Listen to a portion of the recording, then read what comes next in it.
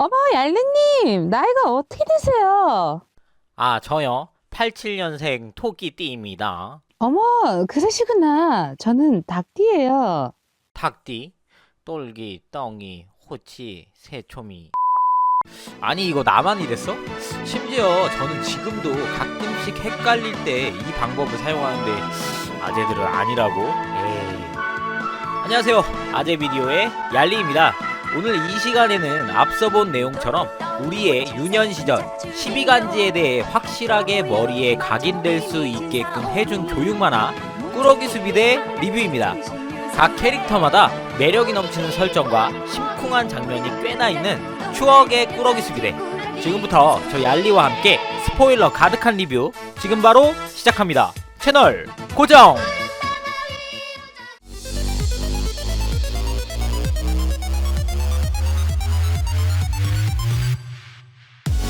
얄리의 아재 비디오.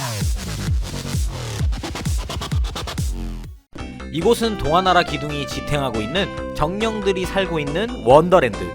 12간지 동물들이 운동회를 치르고 있던 그때 지하세계에 있던 마녀 헤라는 각각의 동화나라로 자신의 블랙 전사들을 보내 각 동화나라의 설정들을 파괴해 원더랜드를 지탱하고 있는 기둥을 부셔 해당 세계를 멸망시키려 하고 있었습니다. 이에 오로라 공주는 동화나라를 지킬 12간지 꾸러기 수비대에게 알바트로스를 주며 원래 설정과는 다르게 흘러가고 있는 동화나라를 지키라는 임무를 주게 되면서 꾸러기 수비대의 이야기는 시작되게 됩니다. 주인공 똘기에게 오로라 공주는 숨어있는 블랙 전사들을 구분할 수 있는 요지경 거울을 주게 되고, 이 요지경 거울을 통해서 똘기는 각각 에피소드에서 추가로 조력자 동료를 더 소환할 수 있는 능력을 소유하게 됩니다. 그렇게 명령을 받아 첫 번째로 찾아가게 된 신데렐라가 주인공인 동화나라. 큰 문제가 없이 스토리가 잘 진행됨을 느낀 꾸러기 수비대들은 한가로이 휴가를 즐기겠다는 생각을 하게 됩니다. 하지만 이게 웬걸, 그들이 본 신데렐라는 놀이동산의 퍼레이드 설정이었고, 진짜 신데렐라는 디스코 퀸이 돼서 왕자의 마음을 훔치는 걸로 내용이 완전 막장이 되어 있었습니다. 설정 웃기네요. 블랙 전사들은 12시에 신데렐라가 두고 간 유리구두를 부셔 스토리를 망치려 하지만 때마침 나타난 꾸러기 수비대가 블랙 전사를 저지하게 되고, 알바트로스가 나타나 생명의 빔을 쏴 다행히 신데렐라 스토리를 지켜내게 됩니다.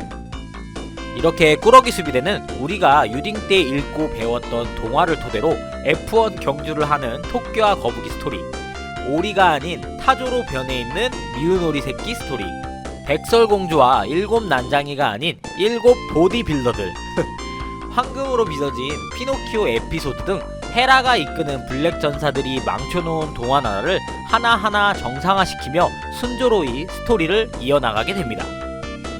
생각했던 것처럼 쉽게 동화나라가 공략되지 않음을 느낀 마녀 헤라는 수와 사천왕 고양이들까지 동원해 꾸러기 수비대를 괴롭히게 됩니다. 장하시는 고양이 동화나라에서 위험을 감지한 오로라 공주는 꾸러기 수비대를 다시 해당 작품 속 세계로 출동시키게 됩니다. 꾸러기 수비대의 99% 이상 출동을 똘기가 담당하고 있었는데, 쥐는 고양이를 무서워하다 보니 똘기는 고양이만 보면 주랭랑을 쳐 제대로 동화나라를 정상화하는 데 여러 문제가 있었습니다. 엎친 데 덮친 격 사천왕 고양이의 계략으로 알바트로스가 추락하게 되고, 똘기 역시 고양이에게 멘탈을 뺏긴 상태가 되어 꾸러기 수비대에게 최대의 위기가 찾아오게 됩니다. 다행히 오로라 공주의 도움으로 겨우 목숨을 부지하게 되지만, 알바트로스는 큰 데미지를 입은 상태가 되어 움직일 수 없는 지경에 이르게 되고, 똘기 역시 제대로 임무를 수행할 수 없는 상태가 되어버리고 맙니다. 오로라 공주는 알바트로스를 원래대로 돌려놓기 위해서는 영영석을 찾아내면 된다고 말을 하는데요. 10명의 12간지 꾸러기 수비대는 영영석을 찾아 떠나게 되고, 호치는 똘기 곁에 남아 똘기가 고양이 공포증을 극복할 수 있게끔 정신과 시간의 방으로 가 도움을 주게 됩니다. 호치의 도움으로 똘기는 다행히 신기술도 터득할 수 있게 되고, 고양이 공포증도 완벽하게 극복, 나머지 친구들과 합류하게 되면서 영영석을 획득하게 되고, 그것을 이용해 알바트로스 역시 파업하게 됩니다. 똘기를 괴롭혔던 사천왕 중 하나를 봉인하게 됩니다. 호치에겐 어릴 적 소꿉친구였던 쿠키라는 고양이 친구가 있었습니다. 하지만 그 친구가 실종된 지도 어느덧 5년. 쿠키 생일날이면 호치는 매번 생일 선물로 방울 목걸이를 빈 쿠키의 집에 올려놓곤 했습니다. 해마다 무징의 빛깔로 선물을 해온 로맨틱가이 호치. 한편 대마왕 마라는 총사령관 헤라에게 원더랜드에 대한 분노와 증오를 더 불태워 복수를 하라 명하게 됩니다. 헤라는 직접 자신이 원더랜드로 가 호치와 조우하게 되는데요. 잠깐, 헤라의 팔에 호치가 선물했던 팔찌가 있네요. 대충 눈치채셨겠죠? 쿠키의 집은 엉망이 되게 되고 12가지 친구들이 헤라에게 패할 뻔했지만 이번에도 다행히 오로라 공주가 도와줘 가까스로 꾸러기 수비대는 생존할 수 있게 됩니다. 호치는 마녀 헤라가 자신의 옛 친구였던 쿠키일지도 모른다는 생각에 괴로워하게 됩니다. 그걸 걱정스러운 눈으로 바라보는 꾸러기 수비대의 히로인 키키. 여담이지만 키키는 초반 몇 장면을 제어하면 반응이 좋아서였는지 닭 모드가 아닌 인간 모드로만 나오게 됩니다. 저도 이 인간 모드를 좋아했던지라. 어린이 만화에 이런 더러운 삼각관계라니, 역시 호랑이 기운이 최고인가봐요. 블랙 전사들은 알바트로스와 꾸러기 수비대에 대항하기 위해서 블랙 알바트로스까지 만들어 대항하게 됩니다. 하지만 그 역시도 똘기에 질풍참을 맞게 되면서 눈탱이 방탱이가 되게 되고 블랙 알바트로스 역시 정화가 되게 됩니다. 오로라 공주는 12간지 꾸러기 수비대 대원들을 불러놓고 갑자기 분위기를 잡으며 5년 전 원더랜드에 있었던 하나의 진실에 대한 썰을 풀게 됩니다. 원더랜드의 대령신 코로나는 오로라 공주에게 혹시라도 닥칠 위기에 대비하기 위해 동화나라를 지킨 12명의 정령을 뽑을 것을 명하게 됩니다. 원더랜드에서 살고 있는 누구라도 정월 초 12시 집에서부터 출발해 오로라 성까지 달리기 시합을 해 1등부터 12등까지 들어온 정령에 한하여 총 12명을 뽑는다는 공지를 하게 됩니다. 쿠키 역시 호치와 함께 12간지에 들어가기 위해 집에 가서 달리기 시합에는 꼭 1등을 할 것을 다짐하게 됩니다. 그날 밤 대마왕 마라가 오로라 공주의 목소리를 흉내내 쿠키에게는 특별히 12시 정각보다 빠른 5분 전에 출발해도 된다는 유혹을 하게 됩니다. 자신에게 특권을 준 것에 감사를 느끼며 쿠키는 다른 친구들보다 5분 먼저 집에서 출발을 하게 되고 역시 1등으로 달리는 쿠키. 하지만 5분 전에 부정 출발로 인해 오로라 성에 들어가지 못하게 되고 우리가 알다시피 나머지 12간지 순서대로 달리기 시합에 꼴인 쿠키는 1등으로 왔음에도 12간지에 들어가지 못하게 됩니다. 대마왕 마라는 오로라 공주가 쿠키의 아름다움과 영리함을 질투해 수수를 써서 12간지에 못 들어오게 했다고 이간질을 시키는데요. 그 분노함을 증폭시켜 마라는 쿠키에게 어둠의 힘을 부여 총사령관 헤라로 다시 태어나게 합니다. 그리고 또 한 가지, 오로라 공주는 충격적인 이야기를 해주는데요. 원더랜드의 소식통으로 기자활동을 하던 리디아 역시 12간지 달리기 이후로 보이지 않았던 것에 대해 이야기를 시작합니다. 리디아는 아무래도 영리하고 명석한 쿠키가 그런 반칙을 저지른 게 이상하다고 생각해 쿠키를 찾아 나서게 됩니다. 하지만 리디아는 쿠키가 헤라로 흑화하는 모습을 지켜보게 되고 그 장면을 훔쳐보다 헤라의 첫 번째 희생양이 돼버리고 맙니다. 가까스로 상처 입은 몸을 이끌고 오로라 성으로 돌아오게 된 리디아. 하지만 끝내 목숨이 끊어지게 되고 코로나 대령신은 리디아의 영혼을 살려 알바트로스로 환생시키게 된 것이었습니다. 스토리가 밝다가 후반부로 갈수록 조금씩 무거워지고 어두워지네요. 당시 초등학생이었던 저 역시도 조금 충격적으로 받아들였던 기억이 있습니다. 오로라 공주의 힘이 약해진 틈을 타 헤라 일당은 동화나라의 블랙 전사들을 각 지역에 한 번에 비치시키게 되고 총 공격을 시작하게 됩니다. 이에 꾸러기 수비대들은 도서관으로 가 이 사태를 해결할 좋은 해결책을 찾으려 하는데요. 기록에서 원더랜드가 예전에 한번 파괴됐던 역사에 대해서 알게 됩니다. 그리고 원더랜드 바로 밑에 헤라의 본거지가 있다는 사실도 알게 됩니다. 12시간 이내에 원더랜드가 과거의 원더랜드같이 바닷속으로 침몰할 거라고 얘기하는 요로리. 꾸러기 수비대는 직접 알바트로스를 타고 가 헤라의 본거지로 직접 출동하기에 이릅니다.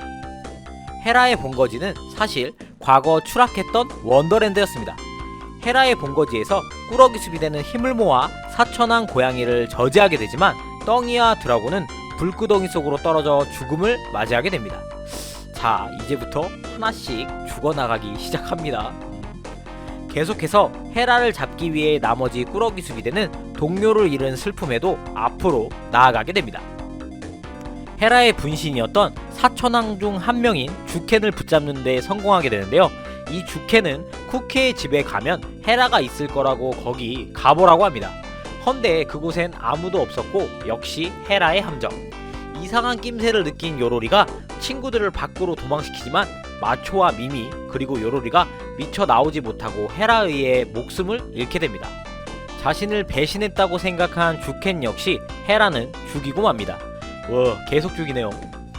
헤라와의 전투에서 결국 이 만화에서 앙숙이었던 뭉치와 강다리가 서로를 위해 희생을 하게 되고 호치와 키키 역시 죽어나가게 되면서 똘기와 세초미, 찡찡이만 남게 돼 일행들은 도전하게 됩니다.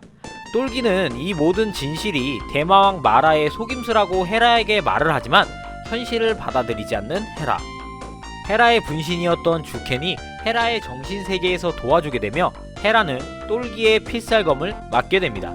용암에서 블랙 알바트로스가 대마왕 마라의 그릇이 돼 최종 전투에 임하게 되고 그제서야 헤라는 자신이 대마왕에게 이용당했다는 것을 깨닫게 됩니다. 대마왕은 1기 원더랜드가 조만간 없어지게 될 것을 알고 지금 현재 존재하는 2기 원더랜드도 같이 저승길 동무로 없어지길 바라는 뜻에서 이 모든 음모를 꾸몄다고 말을 합니다. 대마왕이랑 1대1로 다이다이 뜨는 우리의 주인공 똘기. 고전하고 있던 똘기에게 우정 최첨단 미세한 빛이 나타나게 되면서 대정령의 힘으로 죽었던 친구들이 전부 다시 부활을 할 수 있게 되고 12간지 필살기와 헤라의 가세로 대마왕 마라를 무찌르게 됩니다. 그렇게 해서 알바트로스로 있던 리디아도 원래의 자신의 기자 시절 모습으로 돌아가게 되고 꾸러기 수비대는 원더랜드를 지키는데 성공하게 됩니다.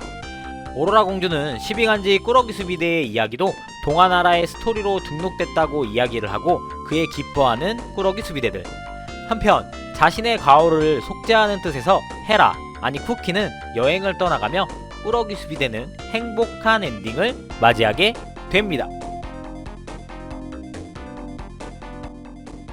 1996년 4월부터 같은 해 6월까지 KBS ETV에서 방영된 꾸러기 수비대는 8, 90년생들에게 지금까지도 전설급으로 추앙받고 있는 명작 중의 명작입니다.